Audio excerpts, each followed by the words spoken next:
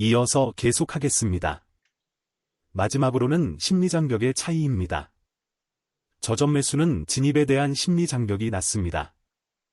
몇 가지 이유가 있는데요. 첫 번째는 가치 환상, 희망적 사고 때문입니다. 누구나 이름만 들어도 알만한 기업이 많죠.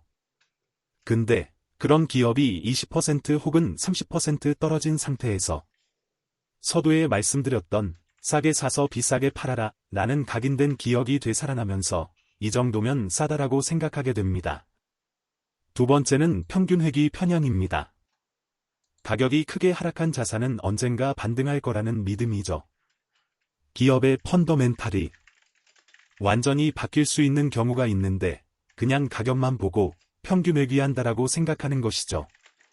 세 번째는 기사에 나올 때쯤이면 이미 위층에서 물려있는 사람들이 많이 있거든요. 그러다 보니까 내가 저 사람들보단 훨씬 싸게 사는 거잖아 라는 생각이 들면서 동반자 모드로 가게 되는 것이죠. 더 떨어져도 상대적 우위라고 해야 할까요? 그래도 너는 낫잖아 등 함께 하고 싶은 군중심리도 같이 작용하는 것이죠.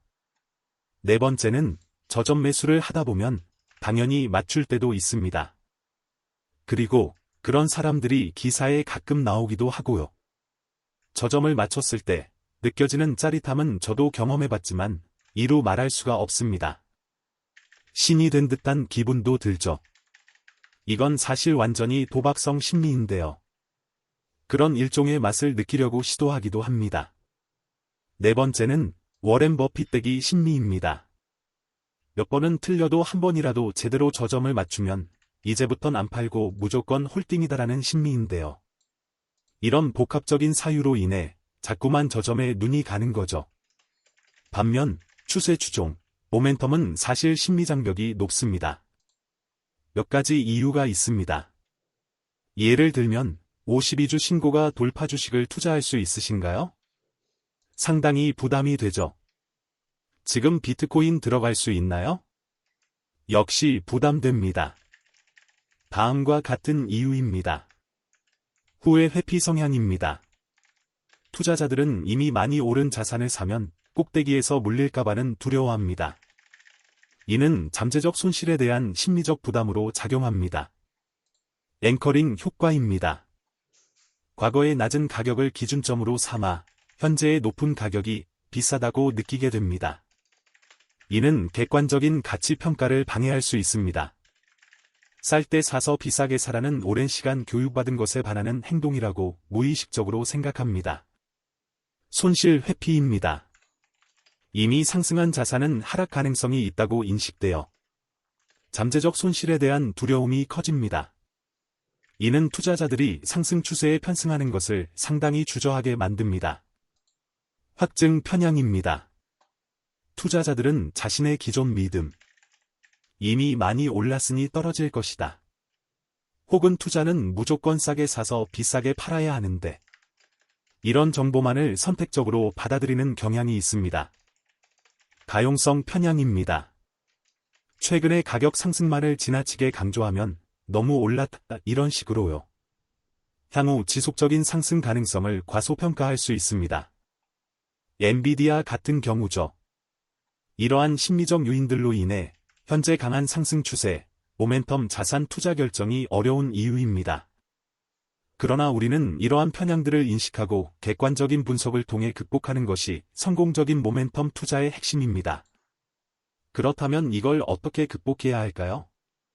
다음 페이지 보겠습니다.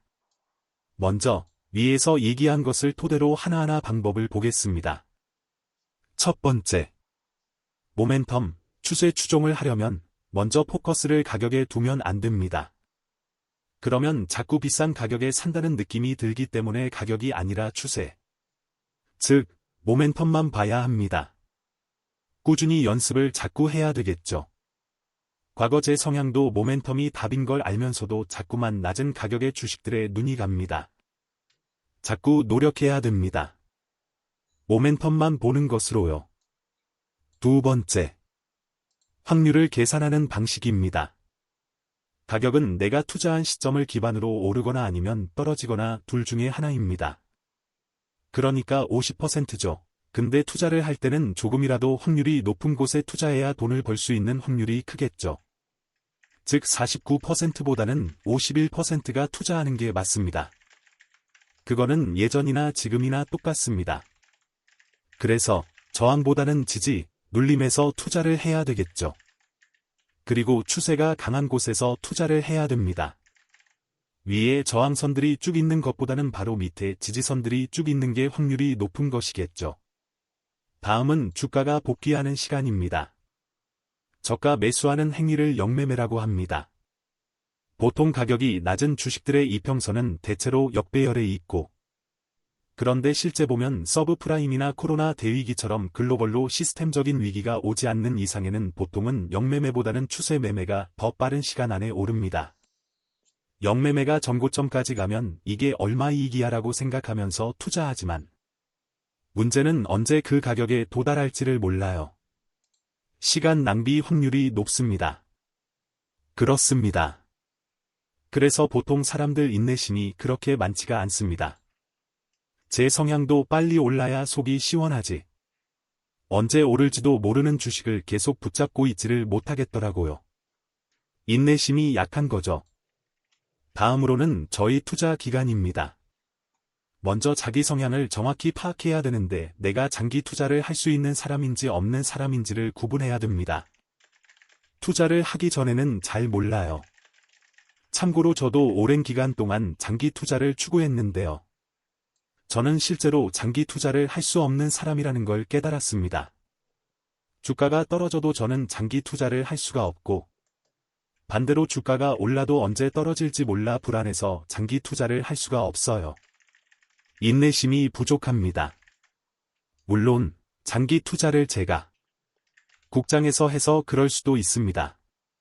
미국 주식 중 우량주를 골랐었더라면, 그리고 쭉 우상향한 경험이 있었다면 어쩌면 저도 장기 투자가 가능했을지도 모르겠지요.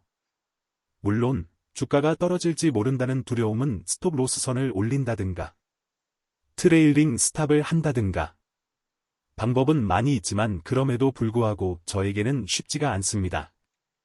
국내 주식은 사실 보유하는 것만으로도 스트레스가 쌓입니다. 그 다음에 주가가 싸진 기업을 사서 오랫동안 보유하는 방식, 즉 워렌 버핏 방식도 저에게 맞지 않다는 걸 깨달았습니다. 그보다는 추세 추종이든 신고가 돌파든 아니면 단타 매매든 간에 일단 돈만 벌면 됩니다.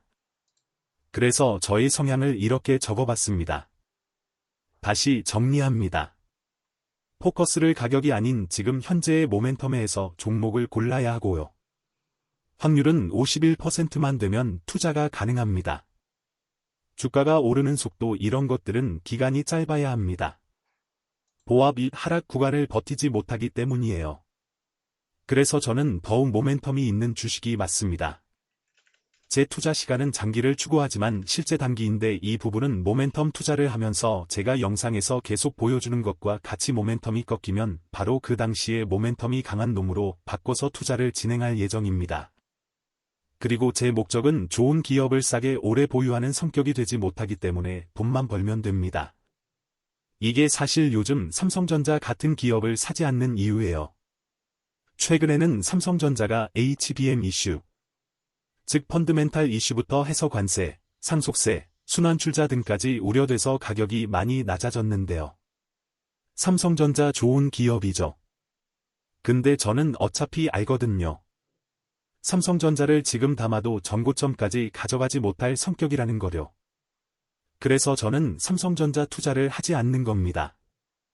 옛날 같았으면 지금 사면 언젠가 10만 전자 가겠지 하는 마음으로 투자를 했겠지만 지금은 제가 그렇게 할 수 없다는 것을 잘 알고 있습니다. 그래서 아예 저점에 있는 거는 쳐다보지도 않으려고 합니다. 추세 모멘텀 투자를 하시는 분들에게 이 영상이 많은 도움이 되기를 바랍니다. 구독, 좋아요 부탁드리겠습니다.